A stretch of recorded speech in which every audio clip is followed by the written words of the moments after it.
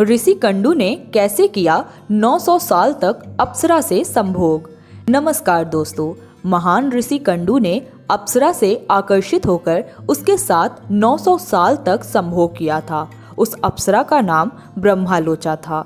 अब आपके मन में विचार आ रहा होगा कि आखिर कोई व्यक्ति 900 साल तक कैसे संभोग कर सकता है।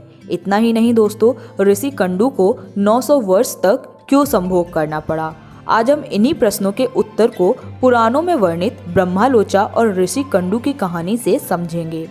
दोस्तों, हम कहानी को शुरू करें इससे पहले आप सभी से निवेदन है कि अगर आपने अभी तक हमारे चैनल हरियर टेल्स को सब्सक्राइब नहीं किया है तो अभी कर लें और बगल बनी बेल आइकन बटन को जरूर दबा दें। आइए दोस्तों, कहानी को शुरू करते हैं। जहाँ कहीं भी अप्सराओं का नाम लिया जाता है वहाँ पर इंद्र का नाम भी लिया जाता है, क्योंकि इंद्र स्वर्ग के राजा थे। कहा जाता है कि देवराज इंद्र अपने कार्य को पूर्ण करने के लिए कई तरीके के छल कपट का सहारा भी लेते थे। एक बार कुछ ऐसा ही हुआ। ऋषि कंडू नदी के किनारे घोर तपस्या में लीन थे। ऋषि कंडू को तपस्या करते देख देवराज इंद्र घबरा जाते हैं और सोचते हैं कहीं ऐसा ना हो तपस्या के बल से ऋषि कंडू स्वर्ग न प्राप्त कर लें। उसी समय ऋषि कंडू की तपस्या भंग करने के लिए इंद्र ने स्वर्ग में उपस्थित अप्सरा ब्रह्मलोचा को ऋषि की तपस्या भंग करने का आदेश देते हैं। ऋषि की तपस्या भंग करने के लिए अप्सरा तैयार हो जाती है। ब्रह्मलोचा ने अपने रंग रूप सौंदर्य से ऋषि कंडू को आकर्षित कर लेती है। ऋषि कंडू अप्सरा से मोहित होकर उसी क्षण पूजा पाठ त्याग करके प्रेम साधना में लीन हो गए।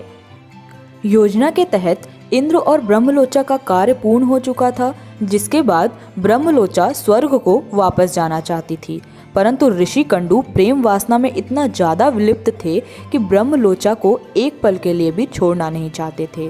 ब्रह्मलोचा अब हर तरीके से स्वर्ग को वापस जाना चाहती थी, परंतु ऋषि के श्राप से भी डरती थी।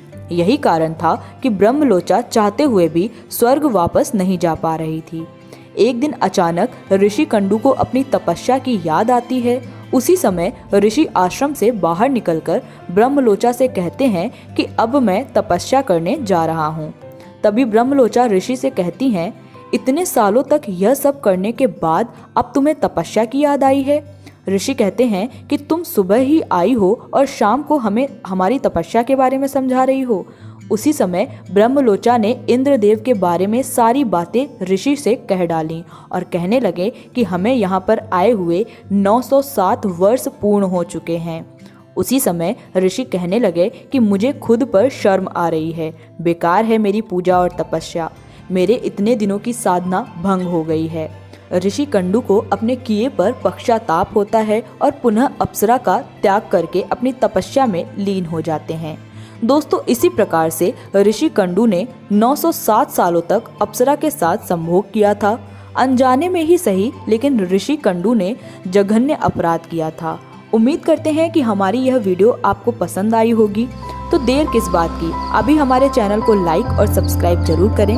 मिलते हैं अगले वीडियो में एक नई कहानी के साथ। तब तक के लिए धन्यवाद।